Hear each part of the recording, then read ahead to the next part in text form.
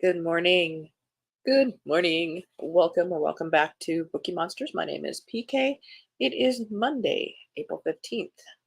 For some, it's probably text day.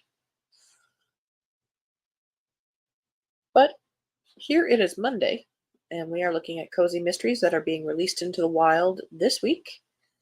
Every day of the week, we look at a different genre. Today is cozy mysteries. Tuesday is mystery and thrillers.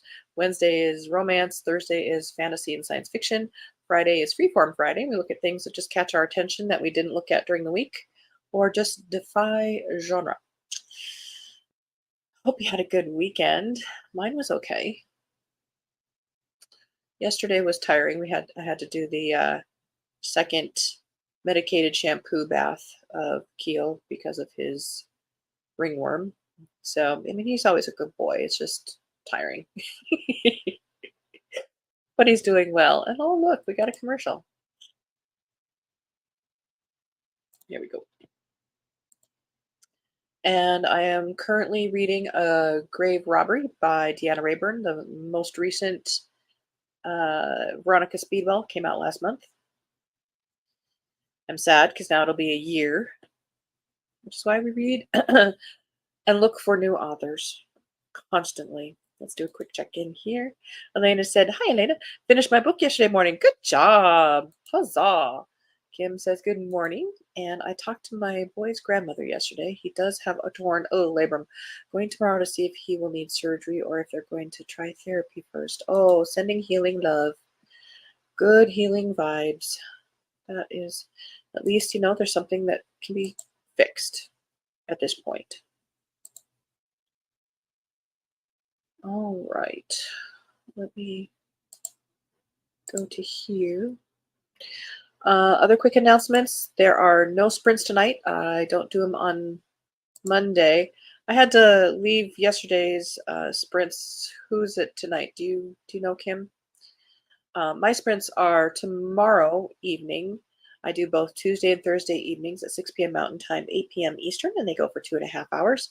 And then on Saturday afternoons at 1 p.m. Mountain Time, 3 p.m. Eastern, and they go for 5 hours. So these are the new releases that are being set into the wild this week. The Happy Housekeeper's Guide to Disaster. I always love those covers. She's kind of cranking them out. This is 5th in series of a Barbara Hollis murder mystery by Blythe Baker. Something strange is going on next door. Suspicious that an elderly neighbor may be in danger, Barbara and her friend Vicky investigate mysterious activities down the street. Barbara also has worries further from home as a certain attractive but crooked restaurant owner has discovered the part she played in his downfall. Can Barbara uncover the truth next door without being blind to a more shadowy danger across town? Just occurred to me, this is probably what would happen with like Trixie Belden when she grew up.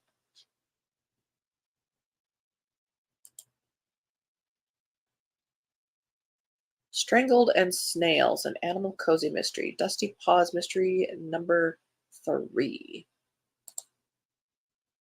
Okay, it's Sarah's. Okay. I was wondering. This is by Verena DeLuca, 3rd in the Dusty Paws mysteries. The tranquility of Raton is abruptly shattered when Jake urgently calls Natalie about the peculiar demise of Howard Peterson, strangled by an unlikely culprit, snails. How do you get strangled by a snail? Yet these are no ordinary snails. They carry a mysterious code that unlocks Raton's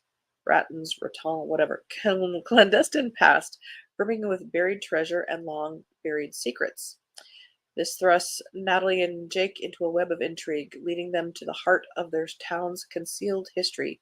Deciphering the cryptic code, the couple faces treacherous paths, external dangers, and buried truths that threaten the very existence of Raton.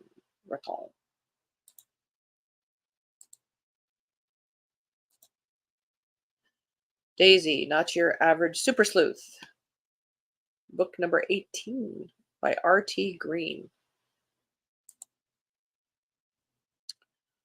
A well-known Norfolk author is rumored to be up to his neck in dark deeds. When his nemesis goes missing, it starts to look like there's only one person responsible. But is all what it seems? Daisy decides she has to know for sure, and there's only one way to do that. Julian Prendergast, a multi-million selling author of Gothic horror novels, is Norfolk-based, living in Gothic-style manor not so far from Great Wiltingham.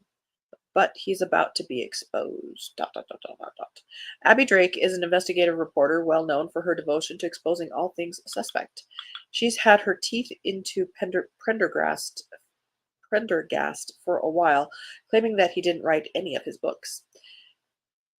Her weekly podcast, The Terrier Times, is followed by a lot of people. At the end of her latest episode, she hints that she's about to expose Prendergast for far darker deeds than she first thought, and she'd reveal all in the next podcast. That podcast never appears. Already suspicious, the Poppleswick pensioners take it upon themselves to investigate, visiting the manor to confront the man.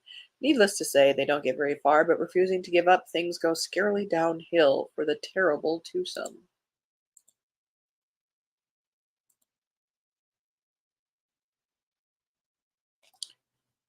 Secrets and Suspicions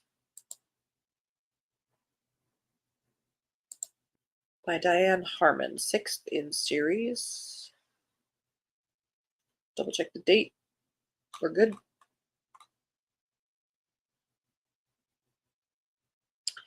In the quaint Midwest town of Alma, Texas, against the backdrop of early spring, a mystery unfolds that ties the fates of two women to the enigmatic drinking game actions of the men in their lives. Sorry, enigmatic. Jane, a devoted mother and owner of Clean Sweep cleaning services, finds her world intertwined with her best friend Abby's when Abby's new romance with Dante raises more questions than it answers. As Jane navigates the complexities of her own life, including the unexpected return of her ex-husband Evan and a budding relationship with Henry, a history enthusiast with his own secrets, she's drawn into Abby's dilemma. Dante, a man shrouded in mystery and using a name that isn't his own, becomes the focus of their investigation. From the serene settings of Alma to the hidden corners of Ricardo's Steakhouse, a place tied to Dante's past, Jane and Abby embark on a journey to uncover the truth. This quest leads them through a labyrinth of deceit, revealing hidden connections and the lengths people will go to protect their secrets.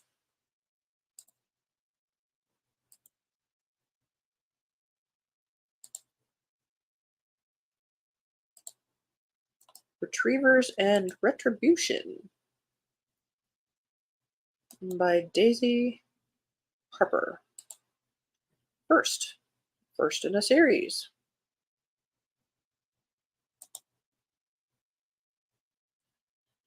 I don't know about you, but the cartoon covers just don't do it for me. In the sleepy town of Leap Hill, where everyone knows your name and the days meander as gently as the seasonal creek, life for Calvin Hunter is about to get a lot less cozy. Calvin, a lifetime resident and the owner of Hunter Kennels, finds his quiet life upended when the newcomer Loretta opens her modern dog kennels, threatening to put him out of business. But the competitive tension between the kennels is only a prelude to a much darker mystery that unfolds in Leap Hill. The murder of a wealthy resident and a series of puzzling events hints at a connection between the rival kennel owners and the decades-old disappearance of Laura Holt, a local heiress. Loretta finds herself embroiled in a mystery that digs deep into the town's history. With her loyal dogs by her side and dealing with her own secrets and past, Loretta embarks on a quest for answers that leads her through hidden trails, shadowy forests, and the heart of Leap Hill's close-knit community.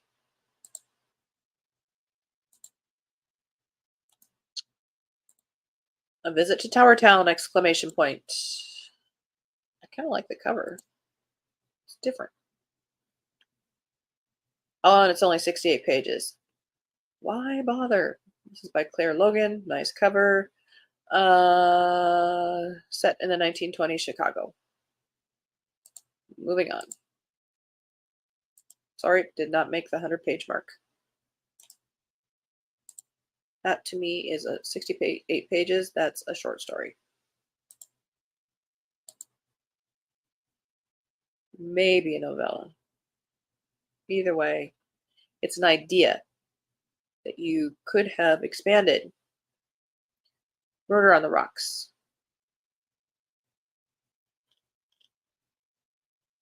Doesn't say how many pages. Let's look at the paperback. 90 pages. Oh, bing. This is second in the Mabel Hartwell Cozy Mysteries,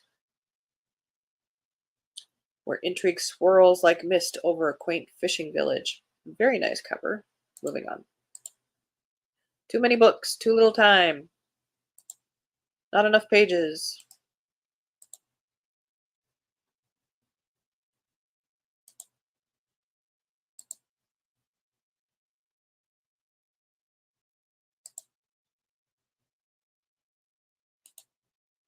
Good morning, Mary. Happy Monday.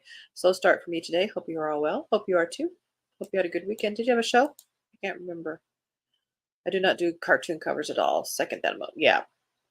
To me, it's not quite Scooby-Doo, but it just does not show the perhaps intelligence I'm looking for. I don't know. Good morning, Deborah. Good morning, all. Just a quick hello. My big group is meeting at my house today. Oh, fantastic. Are they going to be there in time to watch? Oh, do the Claim It live show? Ooh, that would be fun. Lies, Llamas, and Lemon Bars, a small town cozy mystery, fourth by M.K. Scott. 222 pages. Tenny Taylor thought her small town library job would be quiet and uneventful. She doesn't work at a library. But that all changed when a llama wandered past the library one day. Tenny is determined to get to the bottom of the wandering llamas and a vanishing local author mystery. But the more she digs, the more she realizes that her small town is full of lies and secrets. With the help of her quirky friends and the town's sunflower farmer, Tenny sets out to untangle the web of deceit and discover the truth behind the llama's appearance and the author's disappearance. As tensions rise and more unexpected truths come to light, Tenny finds herself in the middle of a hilarious and dangerous investigation. It reminds me, about 10 years ago, I was working. I work for my husband, and we're on the south side. And one day, a bull went running by. A bull being chased by cops. You know it's Montana when ... Apparently, it had broken loose from the feedlot and decided to make a run for it, and just went running on by. I think they eventually cornered it, but it took a while. That was a fun day. Look out the window and go, I just saw a bull. Convicted on the Kitsap Peninsula by Dennis Schock, sixth in the Pacific Northwest Cozy Culinary Series. 157 pages. We're okay. And it has a cute dog on the cover. And you could see it too if I clicked on the tab. When Ivy Sinclair, Washington State's most notorious convicted murderer, asks Judy Pine to tell her story, Judy jumps at the chance. As she unravels accounts of Ivy's past, Judy begins to believe in the prisoner's innocence. But Judy's determination to find the truth may jeopardize her own future. This opportunity proves to be more than Judy bargained for. Will it be the story of a lifetime or the biggest mistake of her life? Mounting evidence leads Judy into uncertainty and peril as she endeavors to unravel the mystery behind this infamous homicide. Now we're talking like a real crime thing. Starts at 10. Gotcha. Mary finished the 620 Man last night and started the sequel. Oh, good for you. Must have been good then. The Edge by Badalchi. Enjoyed the first one. I know I will enjoy this one as well. First one kept me guessing to the end. Oh, don't you love it when books do that? I love that for you. Oops, wrong one. Down one more. A Venue of Vultures by Patsy Stagner. First in the Rancho Exotica mysteries. I'm intrigued. 298 pages. Good for you. Two senior citizen sisters, Claire and Avery, must solve the murder of a bow hunter in their exotic animal sanctuary or risk spending their retirement in a hardcore Texas prison. When the police learn Claire threatened the dead hunter for trespassing, she becomes the prime suspect. Avery fears the small-town police force can't find the real killer and insists the sisters solve the murder themselves. Despite stern warnings from the local homicide detective, Claire and Avery dig deeper into the investigation. The neighborhood rumor mongers inform them that the dead hunter is the most hated man in Rancho Exotica, and the suspect list grows longer than a homeowners association meeting. Feeling overwhelmed, Avery enlists the aid of the community's handsome head of security, Jay Vidocq, who conveniently volunteers at the local police department. Avery struggles to stay focused on the investigation while grappling to ignore her growing attraction to Jay.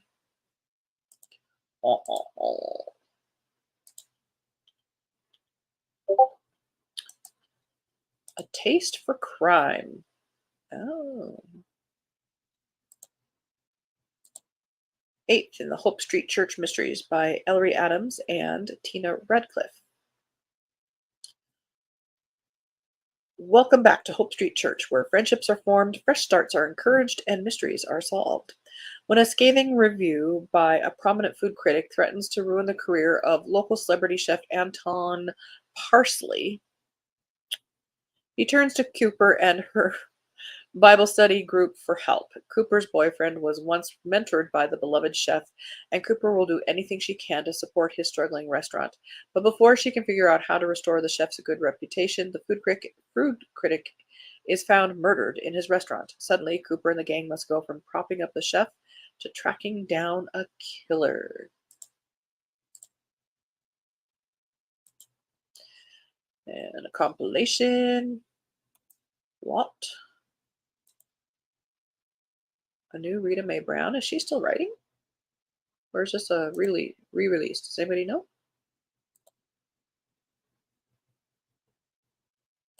Check the hardcover just in case. Huh. Looks like a new one. 32nd in series. Good for her.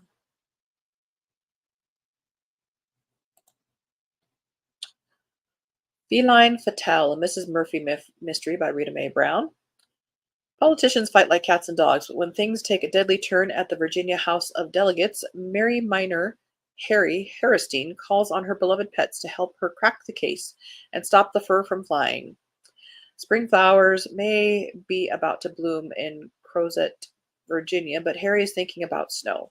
Her dear friend Ned Tucker is in the House of Delegates, advocating for a bill to improve road clearing during bad weather, and Harry and Ned's wife Susan have gone down to the State House to support him. Tensions are high between the political parties, and no one can agree on anything for long enough to get something done.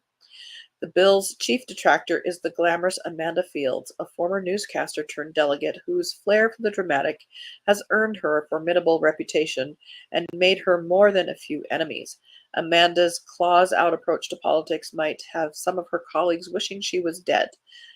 But the State House is rocked when one of the young pages who assist the delegates dies under mysterious circumstances. Could his death be related to the political infighting, or is something even more sinister threatening the lives of Virginia's finest representatives? With help from her feline sidekick, Mrs. Murphy and Pewter, as well as T. Tucker, the corgi and Irish Greyhound pirate, Harry is determined to find the answers and restore order once more to the capital.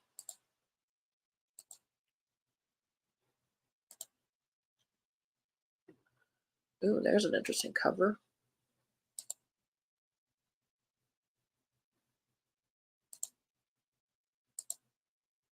It's almost blinding too much, but got my attention. It's Murder Ya Betcha. A quirky murder mystery with recipes by Jean Cooney. Perhaps second in series. Move over, Stephanie Plum, Betty Crocker, and the residents of Lake Wobegon. Retired farmer Doris Day Anderson Connor and her quirky friends and relatives are solving crime in the Scandinavian Lutheran farming town of Halleck. Oh my God, this is my heritage. In the northwest corner of Minnesota.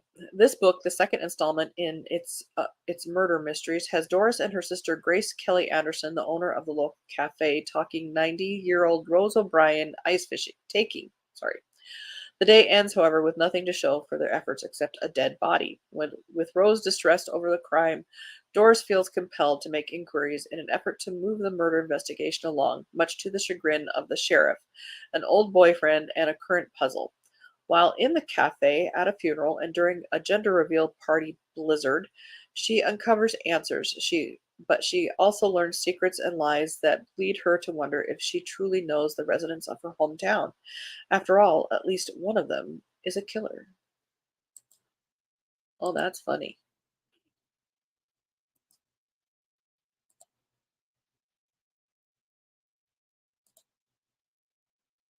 Yeah, we're running out of time. That isn't far from where I live. Oh, neat, sweet town. Autocorrect at its worst.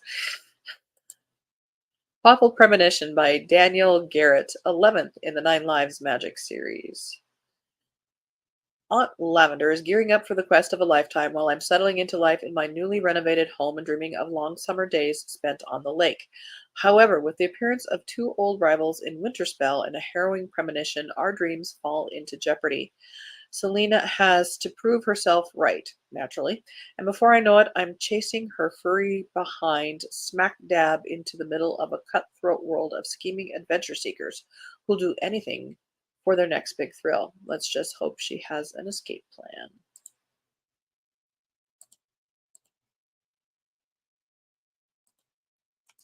Now, this catches my attention.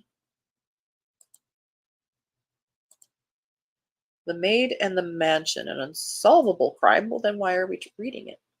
In the Maid and the Mansion Mysteries, Book 4 by Fiona Grace. I've not read this. I don't even know if it's been on my radar. I love that cover.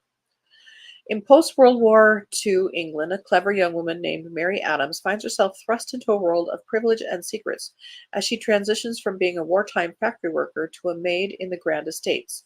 In a stately ancestral home, a brewing family feud takes a deadly turn when a murder attempt on the heir, a young bachelor, goes awry. As tensions run high, Mary must navigate a treacherous landscape of family deception to unmask the killer before they can strike again.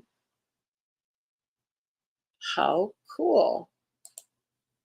We're going to indulge here a second and take a look at the first one because I knew this was going to go. Sure, blue on the cover. Now I find one. Ah. Well, that is all we have time for today. We will look at more of these definitely on Friday, but maybe if we don't have a whole lot to check out as the days go on.